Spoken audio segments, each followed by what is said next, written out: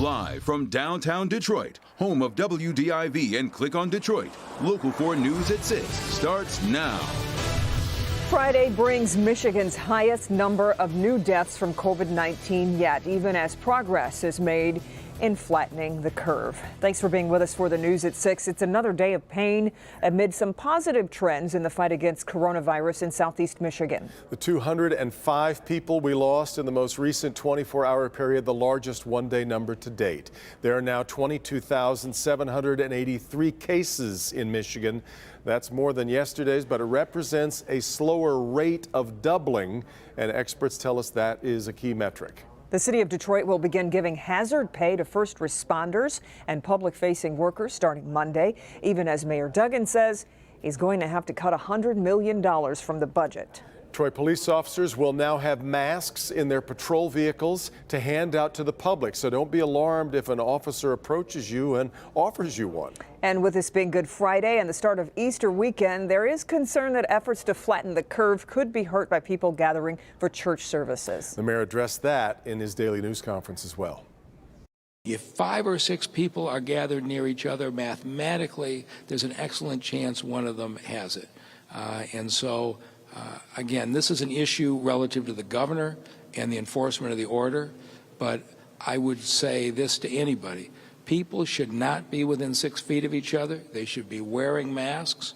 I know how much the ministers in this town care for their congregation, and I trust them to do the right thing.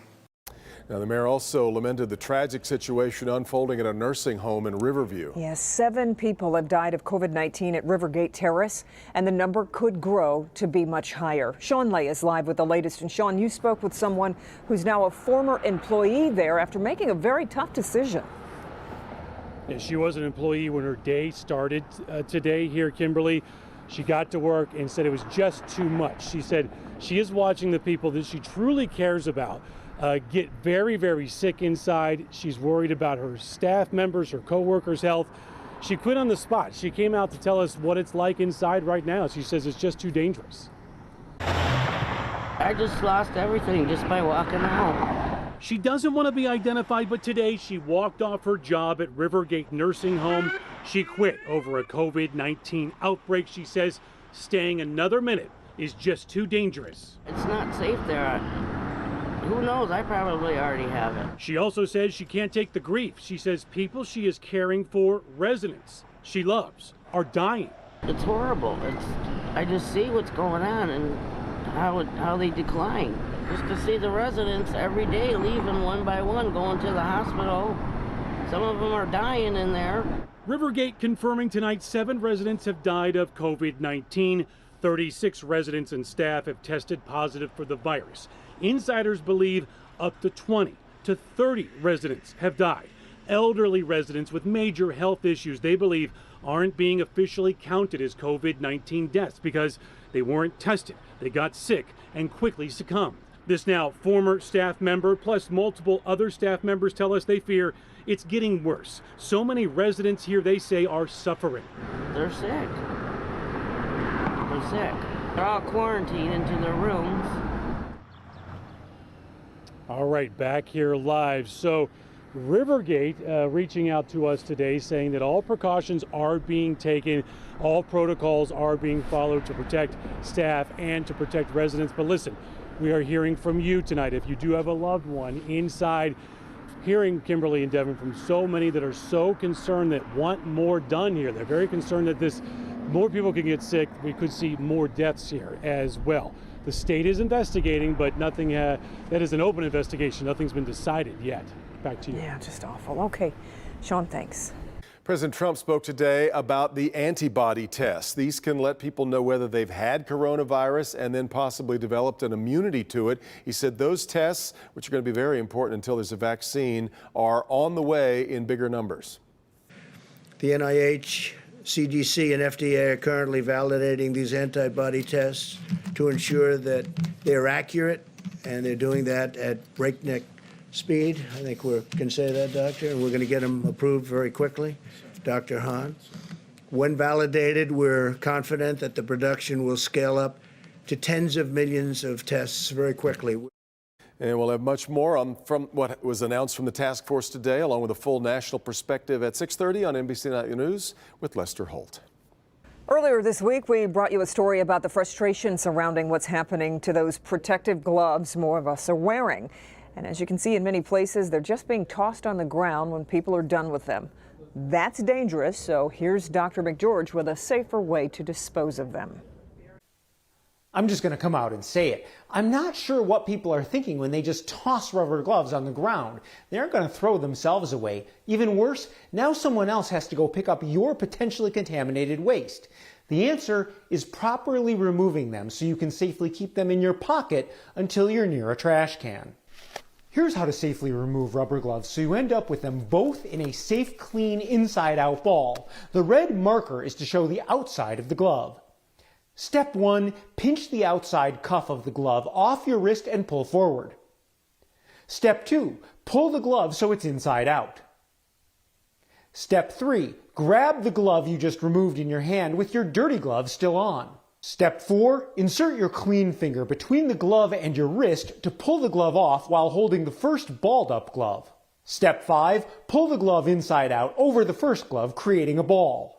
You're done. Now both gloves are safely inside out and you only have one ball of gloves that you can put in your pocket until you find a wastebasket. Now, 2 other things of note. Don't touch your face or mask with gloves on. They are just as contaminated as your hands. Now, personally, I find the gloves to be a helpful reminder not to touch my face, but I've seen enough other people doing it that I know it doesn't remind everyone. Now, finally, just because you're wearing gloves does not mean you don't need to wash your hands. It is an extra layer of protection, but they are not infallible. Even in the hospital, we wash our hands or use sanitizer after removing our gloves. Back to you. All right, Doc. Governor Whitmer spoke with us today and said she is disappointed with the pushback she's getting from some Republican state lawmakers to her extension of the Stay Home, Stay Safe order. The governor says she knows how much she's asking of the public, especially when it comes to certain services that aren't permitted right now. I get it that people want to have landscaping done and can make a case that it might be safe. But the fact of the matter is, the more people we have moving about in society, the longer we're going to confront this. The more people are going to get sick and the more lives are going to get lost. This is 3 weeks. It is a sacrifice. I don't want anyone to think that I'm minimizing it, but it's 3 weeks. If we all do our part, we will see COVID-19, the numbers decrease, we will see the curve flatten, and we can really start to think about how do we safely start to re-engage parts of our economy. And that's got to be everyone's goal. And speaking of the economy, the dramatic job losses and layoffs have many wondering about their financial future. Some help is available as mortgage lenders and credit card companies are trying to work with customers. Tonight, a financial expert offers advice to help all of us. Our consumer investigator Hank Winchester live with more on this. Hank, so many people being impacted in their wallets, bank accounts, and of course, whatever is happening in your 401k. Yeah, Devin, it's devastating across the board, but here is the glimmer of hope. A little bit of good news. Banks, credit bureaus, credit card companies, mortgage companies, they're willing to work with you. You just have to be willing to ask. The numbers are astounding. Millions filing for unemployment benefits across the country and a record number here in Michigan. Many need relief, and here's who's helping. Ally Financial waiving all overdraft fees, and they're allowing you to defer auto and home loan payments for up to 120 days.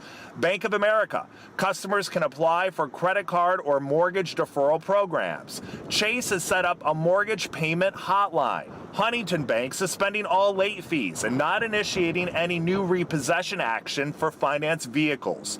It is up to you to contact your bank or credit card company to seek out help.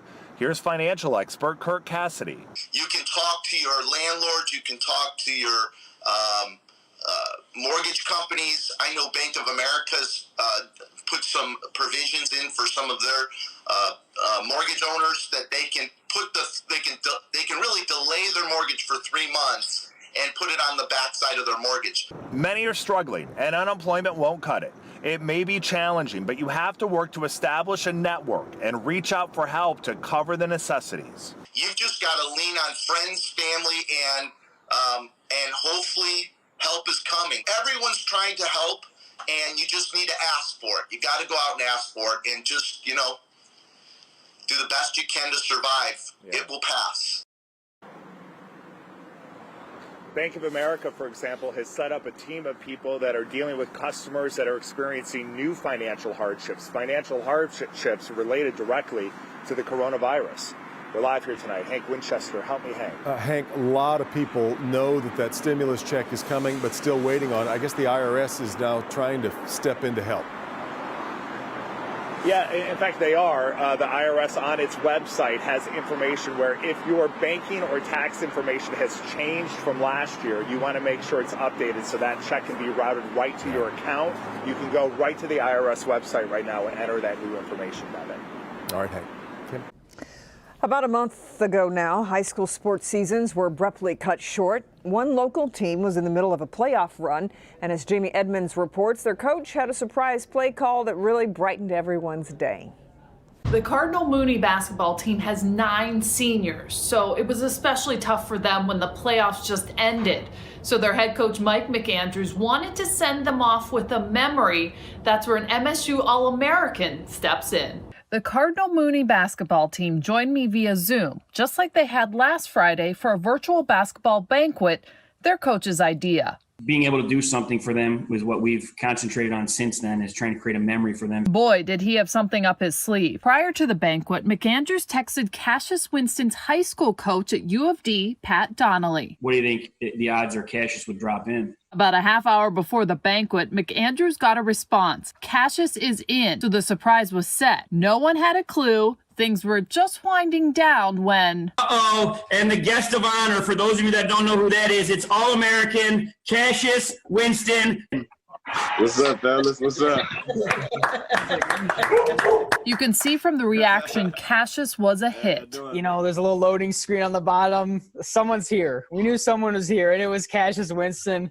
Just couldn't believe it. It was a great moment for all of us. The All-American and former Big Ten Player of the Year then took some questions and shared some words of wisdom. Try to remember all the good things, you know, all the great times that you had, what a blessing it was to play, you know, at this level. Just remember those things, try to carry those forward. We didn't have to do that, and it was on such short notice. Perfect for all of our 9 seniors, you know. What better person to give a little talk to. The Cardinals told me not everyone is an MSU fan in this group, but now they're all Cassius fans. To say thank you to Cassius, to take the time out of his day to come say thank you. Some nice words of wisdom to us, especially in this time. Jamie Edmonds, Local 4.